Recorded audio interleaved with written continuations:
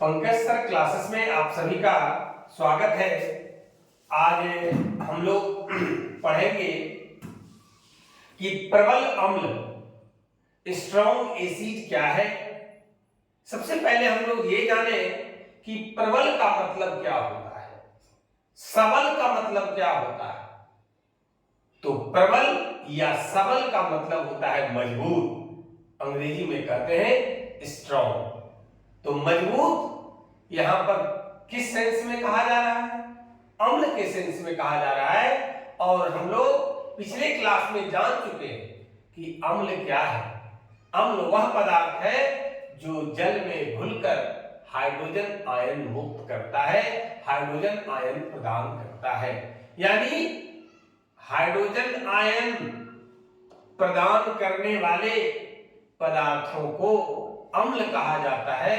अब अम्ल से पहले एडजेक्टिव लगा है प्रबल, सबल, स्ट्रॉन्ग। यानी वे अम्ल जो जल में घुलकर लगभग पूर्णतः टोटली आयनित होकर हाइड्रोजन आयन प्रदान करते हैं, प्रबल अम्ल कहलाते हैं। कहने का मतलब हुआ कि ये अम्ल जो है, चाहे वो हाइड्रोक्लोरिक अम्ल है HCl, या नाइट्रिक अम्ल है HNO3, या सल्फ्यूरिक अम्ल है H2SO4, ये ऐसे अम्ल हैं जो जल में घुलने के बाद कंप्लीटली पूर्णतः आयनित होकर के हाइड्रोजन आयन प्रदान करते हैं। प्रबल अम्ल, सबल अम्ल, मजबूत अम्ल, स्ट्रॉन्ग अम्ल कहलाता है। हम लोगों ने देखा कि ये HCl क्या करता है कि जल में घुल करके H+ और Cl- में बदल जाता है। तो बदलता तो है दुर्बल अम्ल भी, लेकिन ये क्या होता है, HCl कंप्लीटली पूर्णतः आयनित होकर के हाइड्रोजन आयन प्रदान करता है। फिर देखिए जैसे नाइट्रिक अम्ल है HNO3, ये भी जो है जल में घुल करके क्या करता है, H+ और नाइट्रेट आयन, हाइड्रोजन आयन और नाइट्रेट आयन कंप्लीटली पूर्णतः प्रदान करता है, पूर्णतः आयनित होकर के ज्यादा मात्रा में कह सकते हैं कि हाइड्रोजन आयन प्रदान करते हैं। उसी तरह से सल्फ्यूरिक अम्ल, ये भी जल में घुलने के बाद 2H+ और सल्फेट आयन, हम लोग इसको सल्फेट आयन को इस तरह से भी लिख सकते हैं 2-। हर तरह से सब कुछ सीखिए।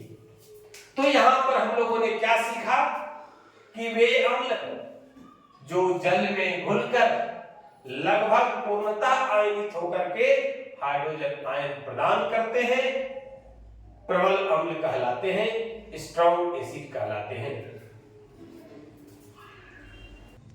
अब आइए कि हम लोग देखते हैं कि दुर्बल अम्ल किसे कहते हैं, वीक एसिड्स किसे कहते हैं।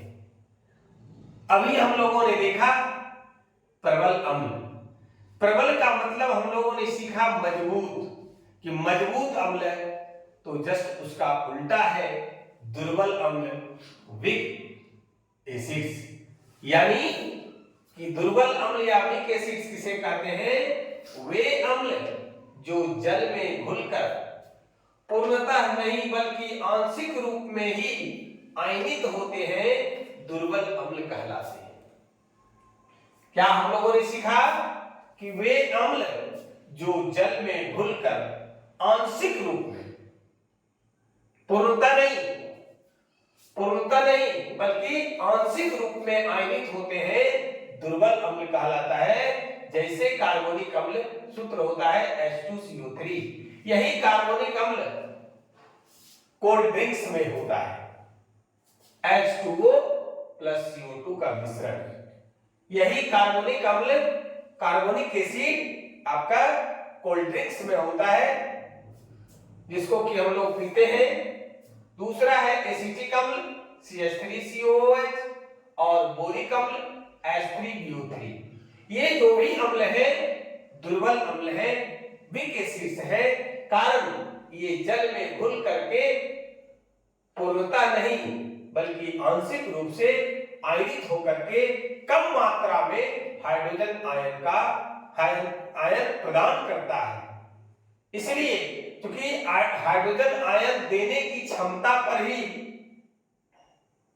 अम्ल को कैटेगराइज किया गया है। जो अधिक मात्रा में हाइड्रोजन आयन प्रदान करता है उसको प्रबल या सबल या स्ट्रॉन्ग एसिड्स कहते हैं। जो कम मात्रा में हाइड्रोजन आयन प्रदान करता है वह दुर्बल या वीक एसिड्स कहलाता है। वीक एसिड्स के उदाहरण ये हैं। अब आइए थोड़ा सा बोरिक अम्ल के बारे में जान लें कि बोरिक अम्ल का उपयोग एंटीसेप्टिक के रूप में किया जाता है। एंटीसेप्टिक क्या है? हम लोग अमूमन देखते हैं क्रीम के ऊपर लिखा होता है एंटीसेप्टिक क्रीम। एंटीसेप्टिक का मतलब होता है प्रतिरोधी, यानी वह एंटीसेप्टिक वह पदार्थ है जो जीवाणु को या बैक्टीरिया को वृद्धि होने से बचाता है, वृद्धि होने से रोकता है। ऐसे पदार्थ को एंटीसेप्टिक पदार्थ कहते हैं। ऐसे क्रीम को एंटीसेप्टिक क्रीम कहते हैं। तो एंटीसेप्टिक क्रीम के रूप में या एंटीसेप्टिक के रूप में बोरिक एसिड जिसका सूत्र H3BO3 होता है, इसका उपयोग होता है। यहां पर आपसे ऑब्जेक्टिव में पूछा जाता है कि निम्न में से कौन सा अम्ल का इस्तेमाल एंटीसेप्टिक के रूप में होता है? 3 विकल्प दे देगा, कार्बोनिक अम्ल, एसिटिक अम्ल और बोरिक अम्ल। आपको जवाब देना है कि बोरिक अम्ल का इस्तेमाल, बोरिक अम्ल का उपयोग एंटीसेप्टिक के रूप में किया जाता है। अब आइए अगला जो है पॉइंट है दुर्बल अम्ल की विशेषता कहिए, दुर्बल अम्ल का गुण कहिए। उसके विषय में बताया गया है कि आंशिक रूप में आयनित होने के कारण दुर्बल अम्ल के जलीय विलयन में हाइड्रोजन H+ आयन यानी हाइड्रोजन आयनों की संख्या अपेक्षाकृत कम होती है, यानी कि प्रबल अम्ल की अपेक्षा दुर्बल अम्ल के जलीय विलयन में H+ आयन यानी हाइड्रोजन आयन की संख्या जो है वो कम होती है और कम होने के कारण दुर्बल विलयन की विद्युत चालकता भी कम होती है। यहां से भी ऑब्जेक्टिव आपसे पूछ सकता है कि दुर्बल अम्ल की चालकता प्रबल अम्ल की अपेक्षा डैश होती है। आपको जवाब देना है कम होती है। ये प्रबल अम्ल की चालकता, प्रबल अम्ल के विलयन की चालकता अधिक होती है दुर्बल अम्ल के विलयन की चालकता के बनिस्पत। अब आइए कि हम लोग बहुत ही इंपॉर्टेंट चीज सीखते हैं जब साइंस आप पढ़ते हैं, खासकर केमिस्ट्री के क्लास में आपको कुछ शब्द सुनने को मिलता है कि ये सांद्र अम्ल है, ये तनु अम्ल है। आखिर ये सांद्र और तनु का मतलब क्या होता है? सिंपल सी भाषा में जानिए कि सांद्र का मतलब होता है गाढ़ा और तनु का मतलब होता है पतला। सांद्र का मतलब होता है गाढ़ा और तनु का मतलब होता है पतला। और आइए इसके विषय में जाने। प्रश्न उत्तर हमने कर दिया ताकि आपको किसी प्रकार का कोई परेशानी ना हो। आप नोटबुक में नोट करें और परीक्षा की तैयारी मुकम्मल तरीके से करें, अच्छे तरीके से करें, डीप नॉलेज के साथ करें। सांद्र अम्ल, कंसंट्रेटेड एसिड्स, इसको हम लोग शॉर्ट में कॉन्क एसिड भी कहते हैं। ठीक है, कंसंट्रेटेड को शॉर्ट में कॉन्क एसिड भी कहते हैं। क्या है कि जब विलयन में अम्ल की अधिक मात्रा उपस्थित रहती है, जब विलयन में अम्ल की अधिक मात्रा उपस्थित रहती है तो उसे सांद्र अम्ल कहा जाता है। कहने का मतलब हुआ, देखिए हमने क्या कहा कि सांद्र का मतलब गाढ़ा होता है, और गाढ़ा में क्या हुआ कि जब विलयन में अम्ल की अधिक मात्रा होती है तो उस विलयन को सांद्र अम्ल कहते हैं, कंसंट्रेटेड एसिड्स कहते हैं, या शॉर्ट में कॉन्क एसिड कहते हैं। अब उसी का उल्टा है, देखिए कि तनु अम्ल डाइल्यूट एसिड्स क्या है, शॉर्ट में इसको डिल एसिड भी कहते हैं। ठीक है, यानी जब विलयन में अम्ल की मात्रा अपेक्षाकृत कम रहती है, उसमें क्या था, ज्यादा रहती है, और इसमें क्या है कि जब विलयन में अम्ल की मात्रा अपेक्षाकृत कम रहती है तो उसे तनु अम्ल कहा जाता है, डाइल्यूट एसिड्स कहा जाता है, डिल एसिड कहा जाता है शॉर्ट में। ये देखिए, अब है जरा सा और इनका विशेषता के बारे में जाने, इनके बारे में और जाने। तो सांद्र अम्ल में जल की मात्रा कम से कम रहती है, यानी अधिक मात्रा किसका होता है, अम्ल का होता है। वही दिखाया कि सांद्र अम्ल में जल की मात्रा कम से कम रहती है, जबकि तनु अम्ल में जल की मात्रा अपेक्षाकृत क्या होता है, अधिक रहती है। इसके बाद देखिए कि जल में HCl गैस के, जल में हाइड्रोजन क्लोराइड गैस के संतृप्त विलयन को, संतृप्त विलयन का मतलब संतुष्ट विलयन, संतुष्ट विलयन का मतलब विलयन कहते किसको है, हम लोग आगे के क्लास में पढ़ेंगे कि विलेय और विलायक के मिश्रण को विलयन कहते हैं। विलेय हो गया जो पदार्थ घुलता है, विलायक हो गया जो पदार्थ अपने में घुलाता है। जैसे अगर चीनी और पानी मिला देते हैं तो शरबत बनता है, चीनी हो गया विलेय, पानी हो गया विलायक, और शरबत हो गया विलयन। तो संतृप्त विलयन कहते हैं संतुष्ट विलयन। पानी में जितनी मात्रा चाहिए अगर उतना चीनी हम घुला दिए आवश्यकता भर, तो संतृप्त विलयन हुआ। आवश्यकता से अधिक दीजिएगा, अति संतृप्त विलयन होता है। आवश्यकता से कम घुलाइएगा तो असंतृप्त विलयन कहलाता है। इसके विषय में हम लोग डिटेल में पढ़ेंगे आगे के क्लास में, आपके सिलेबस में है। बस एक शब्द हमने देखा कि संतृप्त शब्द आया, तो संतृप्त बताने के लिए हमने इतना चर्चा किया। तो जल में HCl गैस के संतृप्त विलयन को सांद्र HCl कहा जाता है, सांद्र हाइड्रोजन क्लोराइड कहा जाता है, कॉन्क हाइड्रोजन क्लोराइड कहा जाता है, कंसंट्रेटेड हाइड्रोजन क्लोराइड कहा जाता है। अगला है कि सांद्र H2SO हो, कॉन्क H2SO हो, कॉन्क HNO3 या सांद्र HNO3 या कंसंट्रेटेड HNO3, बात को समझिए, तथा सांद्र CH3COOH, यह है एसिटिक अम्ल, शुद्ध रूप में होते हैं, इसमें जल नहीं मिला होता है, यानी सिर्फ एसिड है, सल्फ्यूरिक अम्ल, नाइट्रिक अम्ल और एसिटिक अम्ल, उसमें जल नहीं होता है, कुछ भी मिला नहीं होता है, तो वो हमारा क्या कहलाता है, सांद्र अम्ल कहलाता है। सांद्र चाहे वो H2SO4 हो, HNO3 हो या फिर एसिटिक अम्ल हो। तनु अम्ल में अम्ल की अल्प मात्रा अधिक जल में घुली होती है, क्योंकि तनु का मतलब ही हमने शुरू में बता दिया कि पतला होता है, तो पतला का मतलब हुआ कि कम मात्रा में अम्ल है, ज्यादा मात्रा में जल। तो वही है कि तनु अम्ल में अम्ल की अल्प मात्रा अधिक जल में घुली होती है। अब आइए आगे देखते हैं, अम्ल के बारे में कुछ और विशेष जानकारी लेते हैं कि अमाशय रस में, गैस्ट्रिक जूस में, पेट में भी अम्ल है, गैस जो बनता है, पेट दर्द होने लगता है अगर अधिक मात्रा में होता है।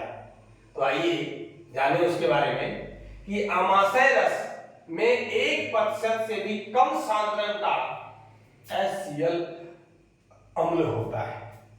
कितना होता है? 1% से भी कम सांद्रण का, कम कंसंट्रेटेड HCl होता है और इस सांद्रण का HCl पेट में नुकसान नहीं पहुंचाता है। क्या करता है? पेट में नुकसान नहीं पहुंचाता है।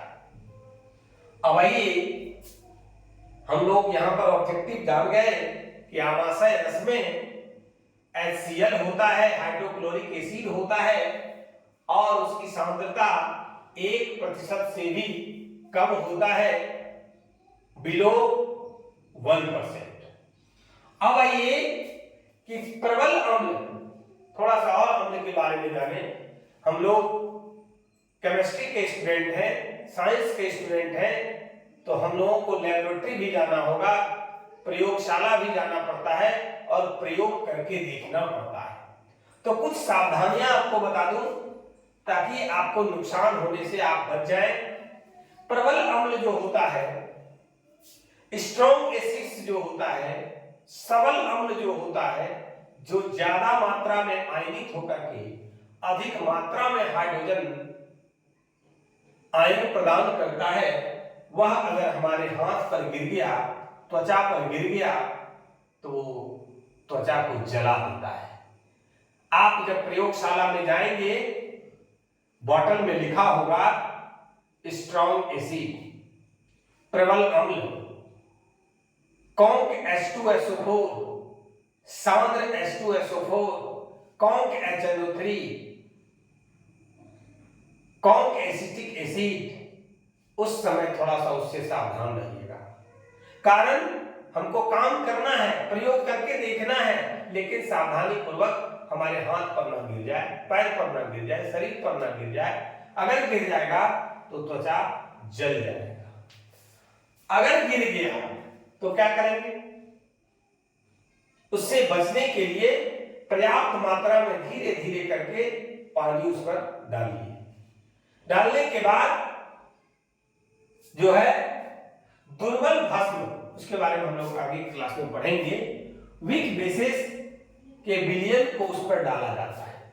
डालने के बाद क्या होता है कि जो जलन होते रहता है उसमें कमी आती है, कारण वो भस्म अम्ल के साथ अभिक्रिया करके लवण और जल बनाता है। कहने का मतलब उस एसिड का उदासीनीकरण कर देता है, अम्ल के प्रभाव को समाप्त कर देता है और जलन में से राहत मिलता है, जो नुकसान होता है उससे बचाव होता है।